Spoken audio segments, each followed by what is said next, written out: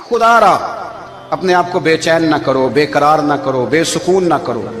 रब की याद में आ जाओ, दुरूद सलाम में आ जाओ, नात के हुस्न में आओ, तिलावत की दुनिया में आओ, सजदों के नूर में आओ। आओ कभी खोल के दिल मस्जिद की सफाइयाँ करें।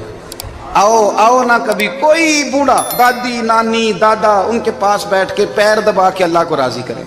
ये कैफ वाली जगह हैं, ये सुरूर वाली जगह। इतनी बेचैन हमारी जिंदगी है, बेकरार है, तड़पते हुए लोग, लड़ते हुए लोग, ऐसे लगता है अभी एक दूसरे का गिरेबान थाम लेंगे। बेकरार बेचैन। किसी को इंतजार का कहा जाना कि 10-20 मिनट किसी का इंतजार करो, तो बाद लोगों मुझे ऐसे लगता है जैसे इनका कलेजा फट जाएगा। डॉक्टर के इंतजार में बैठे हैं तो बड़े परेशान हैं। किसी को मिलने गए हैं को आधा घंटा बैठना पड़ गया तो बड़ी दिक्कत में है। अपने आप को सुकून दें। आप यकीन करें बड़ा मजा आता है कभी किसी का इंतजार करना पड़े तो 2-4 तस्बीह दुरूद शरीफ पड़ी जाती है। यानी ज़ौक बन जाता है कि चलो अल्लाह ने मौका दिया है, कोई सरकार को याद कर ले, तन्हाई मिल गई। हमारा मिजाज जिस सख्ती का शिकार है वो सख्ती आहिस्ता आहिस्ता हमें ज्यादा आजमाइश में डाल गई। तो मेरे भाई जिंदगी में इत्मीनान हुस्न है और वो सबसे ज्यादा अल्लाह की याद में मिलता है, वो सबसे ज्यादा रब करीम के जिक्र में। सबसे ज्यादा जो चाहता है ना दिल ठंडा रहे, जुबान मीठी रहे, वो मदीने वाले महबूब पे दुरूद व सलाम पढ़ा करे, वो हुजूर पे दुरूद व सलाम पढ़ा करे, जुबान मीठी रहेगी। मेरा जाती तजर्बा है कि जो आदमी अपने अखलाक संवारना चाहे वो हुजूर पे दुरूद शरीफ पढ़े। जो अपने अखलाक संवारना चाहे, तबीयत को ठंडा रखना चाहे, वो दुरूद शरीफ पढ़े, उसका दिल सुकून में आएगा।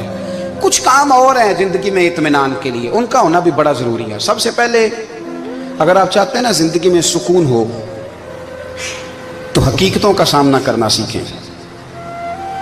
आप जो हैं वो रहना सीखें, जो आप नहीं हैं वो बनने की कोशिश न करें। हकीकत का सामना करोगे तो जिंदगी इत्मीनान में आ जाएगी। हमने ना बहाने बना लिए हैं, हीले बना लिए, झूठ के सहारे अपने आप को ऊंचा कर लिया। एक आदमी से कहा जाता है तो रिश्वत ना ले, तो कहता है मैं गरीबों से नहीं लेता। तो मेरा सवाल यह है कि अमीरों का हिसाब लेने की अल्लाह ने तेरी ड्यूटी लगाई है, तेरे जिम्मे लगाया है कि तू अमीरों का हिसाब कर। तुम्हें क्या जरूरत पड़ी है? हम ना बहाना करते हैं, रिश्वत लेने वाले का अलग बहाना है और सिफारिश वाले का अलग बहाना है। हकीकत का सामना करें, हकीकत का। जो मेरी जिम्मेदारियां हैं वो मैंने पूरी करनी, जो आपकी जिम्मेदारियां हैं वो आप जान ना छुड़ाएं, हकीकत पसंद बने। मेरे रसूल करीम, फिर पढ़िए दुरूद शरीफ सल्लल्लाहु ताला अलैहि वसल्लम। हुजूर सल्लल्लाहु अलैहि वसल्लम ने फरमाया कि मेरी बेटी सैयदा फातिमा ज़हरा रज़ी अल्लाह ताला अन्हा सिर्फ जन्नती नहीं, जन्नती औरतों की सरदार है। लेकिन हुजूर ने यह भी फरमाया कि फातिमा ये ख्याल रखना अगर अल्लाह ने हिसाब पूछा तो हिसाब तुमने खुद देना है। हकीकत की तरफ तवज्जो कराई हुजूर ने। वो सिर्फ जन्नती नहीं, जन्नती औरतों की सरदार हैं, पर हकीकत की जानिब तवज्जो। मैं हकीकत यह है कि अगर मालिक ने हिसाब पूछा तो उसकी तैयारी भी करनी है। देखे ना, हमें कुछ यकीन नहीं, अल्लाह माफ करे कि हमारा हिसाब कैसा होगा, लेकिन कितने आजाद हैं। यानी बड़ी दलेरी से बंदे कहते हैं फजर नहीं पढ़ता जी, 3 पढ़ता हूँ जी, शाह रह जाती है जी, कपड़े साफ, बड़ी दलेरी से। और सैयदा फातिमा ज़हरा ने सारी रात मुसल्ला बांध रखा है, हालांकि उन्हें यकीन था कि रब मुझे बगैर हिसाब किताब जन्नत देगा।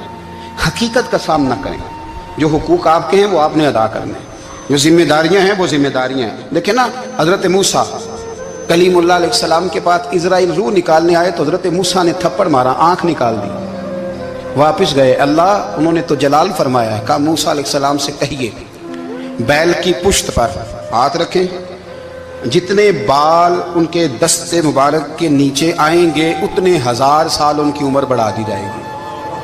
यानी मेरे कान में कोई बता दे कि जनाब 60 साल बढ़ गई, या आपके कान में कोई कह दे तो खुशी होती है कि नहीं? लेकिन ये हकीकत पसंदी नहीं, इसलिए कि 60 भी गुजर जाएंगे, 70 भी, ये हकीकत नहीं। हजरत मूसा कलीम, चले मैं मिसाल देता हूँ, समझ ले 10 बाल, हालांकि बहुत ज्यादा आते होंगे, 10 बाल अगर हजरत मूसा के हाथ के नीचे आए तो 10,000 साल तो उम्र बढ़ गई ना। 10 यानी 10 साल नहीं, 10 नहीं, 10 बहुत ज्यादा थी ना। हजरत मूसा कलीमुल्लाह अलैहिस्सलाम से आके अर्ज किया गया, हुजूर बैल की पुश्त पर हाथ रखें, जितने आपके हाथ के नीचे बाल आएंगे उतने 1000 साल उम्र बढ़ जाएगी। तो हजरत मूसा ने हकीकत पसंदी वाली बात की, फरमाया फिर क्या होगा? 10,000 साल के बाद फिर क्या होगा? कहा हुजूर जाना तो फिर भी है, फरमाया फिर अभी चलते हैं। अगर जाना है ना, जाना है तो फिर اگر جانا ہے تو پھر ابھی، اور سجنوں اگر نماز پڑھنی ہے تو ابھی کیوں نہیں؟ اگر داڑھی رکھنی ہے تو پھر رمضان کا انتظار کیوں کریں؟ ابھی کیوں نہیں؟ اگر سچ بولنا ہے تو پھر، اگر رزق حلال کھانا ہے تو پھر انتظار کاہے گا؟ حقیقت ہوتی ہے، بہانہ ہوتا ہے، حقیقت چھپ نہیں سکتی بناوٹ کے اصولوں سے، کیونکہ خوشبو آ نہیں سکتی کبھی کاغذ کے پھولوں سے۔ یہ بات یاد رکھیں۔ اگر جانا ہے تو حضرت کلیم فرمانے لگے پھر 10,000 سال کے بعد بھی جانا ہے تو آج بھی ہمیں بے قراری زندگی میں اس لیے کہ ہم حقیقت پسند نہیں، ہم بہانوں میں، ہم ہواؤں میں جیتے ہیں، ہواؤں میں، خیالات میں زندگی گزارتے ہیں۔ بڑا ٹائم پڑا ہے، مثلاً کتنا میرے رسول کریم صلی اللہ تعالیٰ علیہ وآلہ وسلم نے ایک دن صحابہ سے فرمایا تمہیں حیا نہیں آتی؟ حضور کیا ہوا؟ فرمایا وہ والے مکان بناتے ہو جن میں تم رہ نہیں سکتے، وہ والا مال جمع کرتے ہو جو کھا نہیں سکتے، حیا نہیں آتی؟ عرض کی حضور حکم کریں تو محبوب فرمانے لگے جوتے کا ایک تسمہ بند کرتا ہوں تو سوچتا ہوں دوسرا بند کرنے سے پہلے موت آ جائے گی، ایک سانس اندر جاتی ہے تو دوسرا آنے سے پہلے میں یاد کرتا ہوں کہ مجھے دنیا سے جانا ہے۔ تمہیں حیا نہیں آتی؟ وہ مکان بناتے ہو جن میں رہ ہی نہیں سکتے، وہ مال جمع کرتے ہو جو کھا، حقیقت پسند نہیں بھائی ہم۔ بہت سارے لوگ یہاں بڑی باتیں سناتے ہیں، بڑی، میں کہتا ہوں اصل میں نا زیادہ باتیں سنا کے نا بیچارہ اپنے آپ کو مطمئن کرنا چاہتا ہے، اصل بات یہ ہے کہ اندر سے نا ہلا ہوا ہے، کچھ بھی نہیں، بڑا زیادہ ہنستا ہے اور مجھے لگتا ہے کہ کوئی گہرا زخم چھپا رہا، اس لیے ملمہ سازی۔ حقیقت پسند بنو، حقیقت پسند۔ یاد رکھنا من ترک صلاۃ متعمدا فقد کفر، میرے رسول نے حقیقت بیان کی، فرمایا جس نے ایک نماز بھی جان بوجھ کے چھوڑی اس نے رب کے رب ہونے کا انکار کیا، اس نے کفران نعمت کیا۔ یہ حقیقت ہے، کوئی کلیریفیکیشن نہیں، کوئی وضاحت نہیں۔ جو نماز نہیں پڑھتا جھوٹ بولتا ہے، غلط بیانی کرتا ہے۔ جو شخص رزق حرام کما کے کہتا ہے کہ اس کے بغیر گزارا نہیں چلتا، وہ جھوٹ بولتا ہے، اس لیے کہ رب فرماتا ہے جب تجھے پیدا کیا ہے تو تیرا رزق میرے ذمہ ہے۔ اللہ فرماتا ہے کہ لا یکلف اللہ نفسا الا وسعها، میں کسی پر وہ بوجھ نہیں ڈالتا جو اٹھا نہ سکے۔ نماز فرض کیا اس کا مطلب ہے ہم پڑھنے کے قابل ہیں، اس نے ہمارے ذمہ داریاں لگائی ہیں تو مطلب یہ ہے کہ ہم ذمہ داریاں ادا کرنے کے قابل ہیں، ورنہ وہ کہتا ہے میں وہ بوجھ ڈالتا ہی نہیں جو تجھ سے اٹھایا نہ جائے۔ اگر چاہتے ہو کہ زندگی میں اطمینان ملے تو خدا را حقیقت پسند والی زندگی گزارو۔ یہ فضاؤں میں زندہ رہنا، ہواؤں میں، اللہ بڑا معاف کرنے والا ہے، اللہ بڑا کریم ہے، معاف کر دے گا، تو بھئی یہ بات صحابہ کو بھی پتا تھی، یہ اہل بیت کو بھی خبر تھی، تو وہ تو ایک ایک بات کا لحاظ کرتے تھے۔ یہ غوث اعظم کو بھی پتا تھی، یہ ان کے والد کو بھی پتا تھی، جنہوں نے کسی کا ایک سیب کھا لیا تھا تو 12 سال اس کے گھر میں نوکری کرتے رہے، انہیں نہیں پتا تھا اللہ بڑا کریم ہے، معاف کر دے گا، ایک سیب ہی ہے نا۔ تو حقیقت پسندی آپ کو سکون دے گی، اور اگر آپ نے اپنے آپ کو غیر مطمئن کیا ہوا ہے، بات کچھ اور ہے، اور آپ نے اپنے آپ کو ڈال کسی اور طرف لیا ہے، تو پھر آپ کو سکون مل سکتا؟ سکون حقیقت پسندی میں، اصل میں سکون ہوتا ہے، اداکاری میں سکون نہیں ہوتا۔ تیسری بات سنیں، اگر آپ چاہتے ہیں زندگی میں مطمئن رہیں تو دنیا داروں سے امیدیں توڑ دیں، اللہ اور اس کے رسول سے امید وابستہ کریں، اولیاء اللہ سے امیدیں وابستہ کریں، صحابہ اور اہل بیت سے امیدیں، اللہ اور اللہ والوں سے امیدیں، دنیا داروں سے امیدیں۔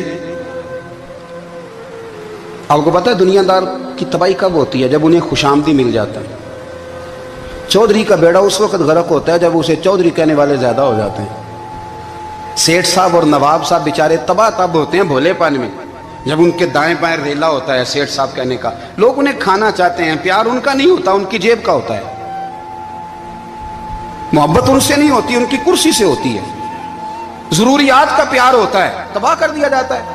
ہماری ساری توقعات دنیا داروں سے وابستہ ہو گئی ہیں، ناراض نہ ہونا۔ پیروں نے، مولویوں نے، درویشوں نے، انہوں نے بھی سیٹ رکھے ہوئے جلسوں کی صدارت کرانے کے لیے، یعنی مذہبی جلسہ ہے، اس میں بہت زبردست پڑھے لکھے صاحب تقوی عالم کا خطاب ہے، اور کی صدارت وہ بندہ کر رہا ہے جس نے عشاء کی نماز بھی نہیں پڑھی، وہ بندہ صدارت کر رہا ہے، کیوں؟ اس لیے کہ اس نے لاکھ روپیہ دیا ہے محفل میں۔ خدا را دنیا داروں سے امیدیں چھوڑ دیں، ورنہ آپ کمزور پڑ جائیں گے، آپ کی امیدیں ٹوٹیں گی۔ کتنا کمزور ہے وہ شخص جو 2-4 ہزار کے لیے کسی بندے کی چاپلوسی کرتا ہے، اس کے پیچھے بھاگتا ہے، خوش آمدیں کرتا ہے، تھوڑے سے نوٹوں کے لیے، दुख सुख में काम आएगा, इस काम के लिए मेरे रसूल करीम अलैहिस्सलाम ने फरमाया, जिसने बंदों को राजी करते करते रब को नाराज कर दिया, उसकी दुनिया भी गई और आखिरत भी गई। और फरमाया, जिसने बंदों की परवाह नहीं की, अल्लाह को राजी किया, फरमाया अगर रब राजी हो गया तो लोगों के दिलों में भी मोहब्बत पैदा फरमा देगा। क्या ज़रूरत है खुशामद करना दुनियादारों की, सेठों की, नवाबों की, चापलू। और मैं आपको एक बात बताऊं, होता पता क्या है, ये जो हुब्बे जा और हुब्बे बा होती है ना, इससे पेट नहीं भरता। आपको अगर खुशामद करनी है तो फिर आपको सारी ज़िंदगी करनी है। फिर उनको भी पता होता है कि ताल्लुक़ किस बुनियाद पर है, इसमें कभी भी खुलूस पैदा नहीं होता। आप बेचैन रहते हैं, बेकरार रहते हैं, आपको तकलीफ़ रहती है हमेशा। कभी भी दुनियादारों से उम्मीदें वाबस्ता ना करें। एक बात सुने बड़ी शानदार, इमाम गज़ाली ने लिखी है। इमाम गज़ाली फरमाते हैं कि हारून रशीद ना हज करके वापस आया बगदाद में, तो कोने में हज़रत बहलोल दाना बैठे थे। रश बहुत था, मजमा बड़ा था। हज़रत बहलोल दाना भी सड़क के किनारे बैठे थे, तो सिपाही कहने लगे यहाँ से उठ जाओ। फरमाने लगे, हारून रशीद की ज़मीन नहीं, ज़मीन मेरे रब की है, मैं क्यों उठूँ। वो करीब से गुजरा तो सलाम ली, तो आपने उसका प्रोटोकॉल देखा तो फरमाने लगे, हारून रशीद तुझसे तगड़े तगड़े मोटे मोटे प्रोटोकॉल मैंने लोगों के देखे हैं, और ये जो तेरे दाएं बाएं आज तेरे नारे लगा रहे हैं, ये पहले उन लोगों के नारे लगाया करते थे। और थोड़ा वक्त गुजरने दे, जो तेरे बाद आएगा ना, ये सारे फिर उनके नारे भी लगाएंगे। तू झूठ की दुनिया में जिंदा है, इनसे तूने उम्मीदें वाबस्ता की हैं, ये कल उसके नारे लगाएंगे। उसके दिल पे बड़ा असर हुआ, घोड़े से उतर आया, आगे कहने लगा, हुजूर आपने मुझे बड़ी अच्छी नसीहत की है, मेरा दिल बड़ा ठंडा हुआ है। मैंने सुना है आप मकरूज हैं, कुछ लोगों का कर्ज, तो मुझे कोई हुक्म ही कर दें। आप हंसने लगे, फरमाने लगे, यार तू तो बड़ा ही बेवकूफ़ है, बड़ा ही बेवकूफ़ है तू, मैं तुझे नसीहत कर रहा हूँ, तू मुझे उलझा रहा है। हुजूर कोई हुक्म कर दें। क्या खूबसूरत अंदाज है रब करीम के बंदों का। हज़रत बहलोल दाना फरमाने लगे, तेरा रब कौन है? कहा अल्लाह। तो फरमाया, मेरा कौन है? कहा अल्लाह। फरमाने लगे, ये तो नहीं ना हो सकता कि अल्लाह हारून रशीद को देता रहे और बहलोल दाना को भूल ही जाए। ये तो नहीं ना हो सकता कि हारून रशीद को देता रहे और बहलोल दाना को भूल जाए। फरमाया, उसका दिल, उसका इरादा हुआ, इरादा कुदरत हुआ कि बहलोल मकरूज रहना चाहिए, तो अगर रब मुझे रखना चाहता है, दुख कबूल मोहम्मद बख्शा, राजी रहन प्यारे, अगर वो चाहता है मैं मकरूज रहूं, तो मैं भी चाहता हूं कि मैं मकरूज ही रहूं। ये तो नहीं ना हो सकता कि तुझे दे और मुझे ना दे। फरमाया, मेरी तुझसे कोई उम्मीद नहीं, मुझे जब भी देगा मेरा रब भी देगा, और वो देगा तो फिर इंशाल्लाह खजाने खोल के देगा। दुनियादारों से उम्मीदें वाबस्ता करना, लोगों के पीछे, ये छोड़ दें। आप बेचैन रहेंगे, बेकरार रहेंगे। अल्लाह वालों से ज़रूर उम्मीदें वाबस्ता करें, इसलिए कि उनके पास जो कुछ होता है वो दरअसल रब का ही होता है। लेकिन सेठों से, नवाबों से, सियासतदानों से बाज आ जाए, हमारी बड़ी उम्मीदें वाबस्ता हैं। मैं अक्सर कहता हूँ, जितने फेरे नौकरी के लिए दुनियादार के दरवाजे पे लगाए हैं ना, इससे कम दफ़ा मस्जिद में नफल पड़े होते तो रब उतनी बड़ी मेहरबानी फरमा देता। तीसरी बात यह याद रखें, अगर सुकून लेना चाहते हैं ना, अगर सुकून लेना चाहते हो ना, तो लोगों को डिस्कस करना बंद कर दो। किसको अल्लाह ने कितने पैसे दिए हैं वो जाने और अल्लाह जाने, किसको अल्लाह ने कितनी गाड़ियां दी हैं वो जाने, और लोगों को डिस्कस करना जी। यानी मैं एक जगह बैठा था, तो एक साहब गाड़ी वाला गुजरा, गाड़ी में बैठ के, उसका पड़ोसी था, कहते था मुंह है कार वाला। मैं क्या ਉਹਦਾ ਤੇ ਹੈ ਤਾਂ ਹੀ ਬੈਠਾ ਹੈ। ਤੇ ਹੁਣ ਮੈਂ ਕਿਹਾ ਉਹ ਸਮਝਾਣਾ ਸੀ ਨਾ ਉਹਨੂੰ, ਮੈਂ ਕਿਹਾ ਤੂੰ ਤੇ ਮੈਂ ਹਿਸਾਬ ਲਾਈਏ ਵੀ ਸਾਡੇ ਕੋਲ ਕੋਈ ਨਹੀਂ, ਉਹਦਾ ਤੇ ਹੈ। लेकिन ना अल्लाह ने उसे दी है ना, तो अल्लाह ने चाहा ना वो कार में बैठे, तो इसने फटे पे बैठ के ये तबसरा किया कि मुंह है कार वाला। मैं क्या भी वो तो है ता कार है।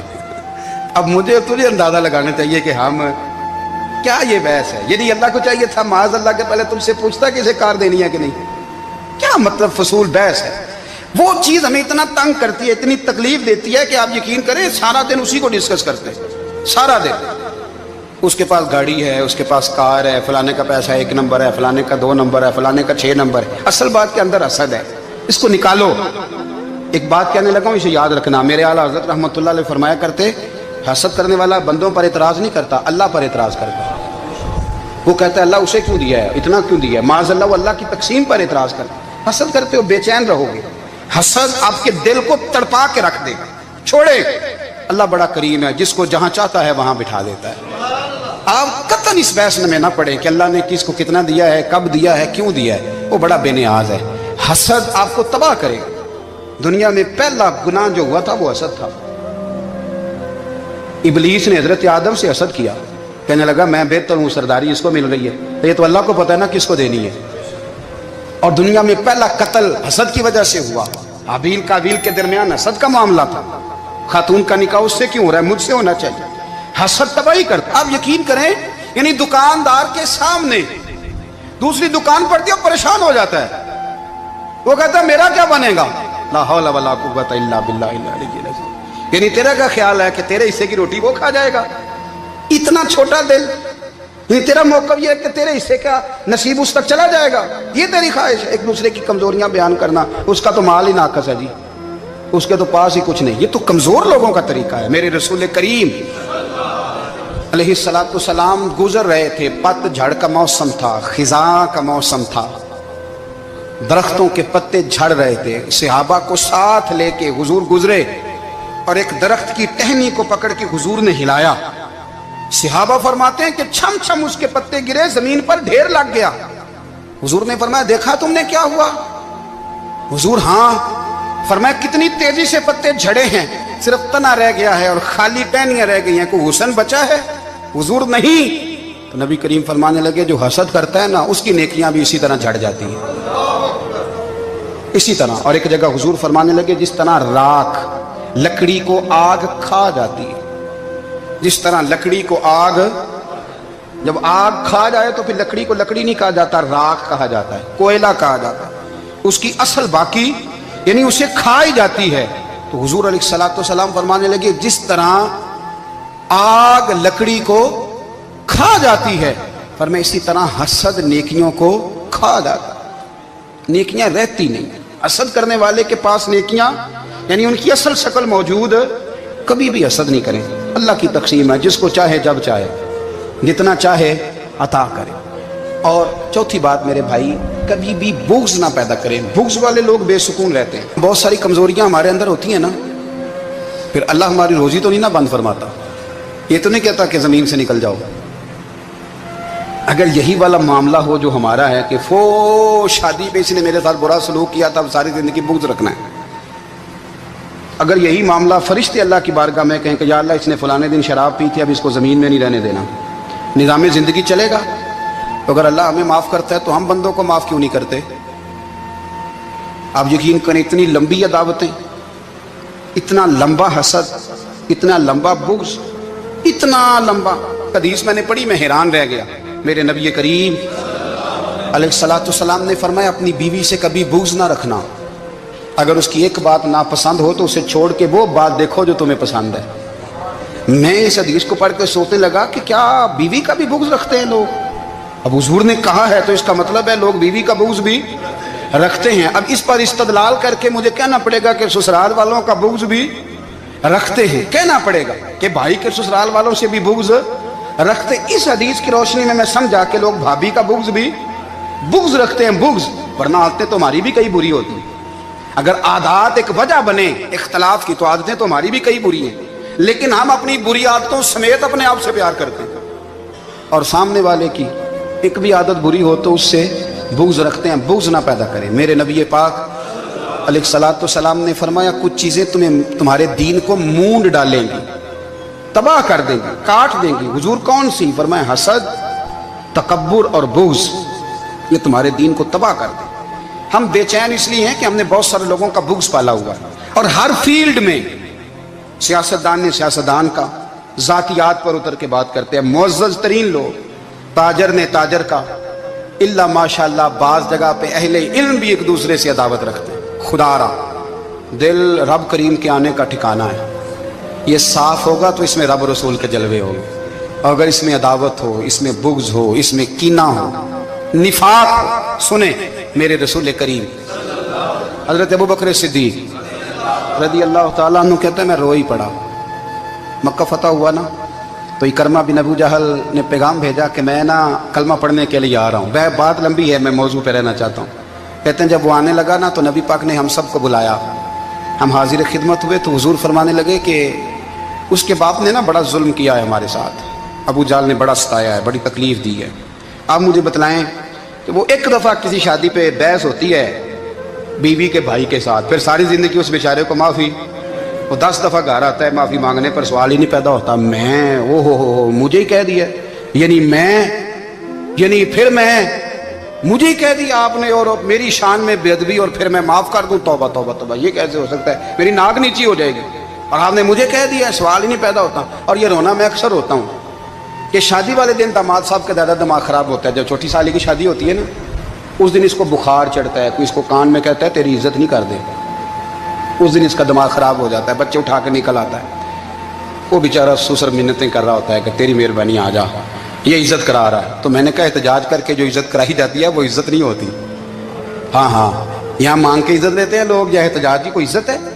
آپ کے اندر کمالات اتنے ہوں کہ آپ کی عزت کرنے کو دل چاہے، یعنی مزہ آئے، یعنی لطف آئے، یعنی آپ دور بیٹھے ہوں تو کسی کا دل کرے آپ کو اسٹیج پہ بلانے کے لیے۔ یہ کیا بات ہوئی کہ چھائے جانا اور بھاگ کے آگے جانا؟ ان سے نکلیں۔ اکرمہ بن ابو جہل کلمہ پڑھنے کے ارادے سے آ رہے ہیں، حضور علیہ السلام نے صحابہ کو بلایا، کتنی زیادہ دعوت رکھی جا سکتی تھی معاذ اللہ؟ کب سے وہ چلا تھا ظلم کرنے، اور اس کے بعد اس کا بیٹا شروع ہو گیا، کتنی باتیں تھیں جو ناقابل معافی تھیں، پر کریم رسول نے ہمیں بتلایا ہے کہ سکون والی زندگی کہتے کس کو ہے۔ جب سب لوگ جمع ہو گئے تو حضور نے فرمایا بھئی وہ کلمہ پڑھنے آ رہا ہے، اس کے باپ نے ظلم بڑے کیے ہیں، پر میری نصیحت یہ ہے کہ اس کے سامنے اس کے باپ کو کوئی برا نہ کہے، خبردار کوئی اس کے سامنے کوئی بات نہ کرے۔ اب وہ کلمہ پڑھنے آ رہا ہے، مطیع ہو کے آ رہا ہے، بان کے آ رہا ہے۔ کہتے ہیں اللہ کے رسول نے نا کافی دیر تک خطبہ دیا، بریفنگ دی، بات سمجھائی۔ جناب صدیق اکبر کہتے ہیں میں رو پڑا۔ ایک صحابی مجھے کہنے لگے تمہیں کیا ہوا؟ تو میں نے کہا میں مصطفیٰ کی رحمت پہ رو رہا ہوں، دیکھو کن کے لیے حضور گراؤنڈ بنا رہے ہیں، اے دیکھو کن کے لیے حضور تیاری کر رہے ہیں، جنہوں نے ساری زندگی دشمنی کی۔ خدا را یہ اندر سے عداوتیں نکال پھینکو۔ او بھائی اتنا تو لمبا ٹائم ہی کوئی نہیں، اتنا تو وقت ہی کوئی نہیں، اس کو صاف رکھو۔ بندہ کوئی کر بھی گیا تو کوئی حرج نہیں، چنگی مندی سجنا کھولو 100 واری ہو جاندی، یار یاراں دا گلا نہیں کر دے، اصل پریت یار یاراں دا جڑا گلا کردا تے یار نہیں جی ہوندا۔ ہاں پکی بات، پکی پیڑی۔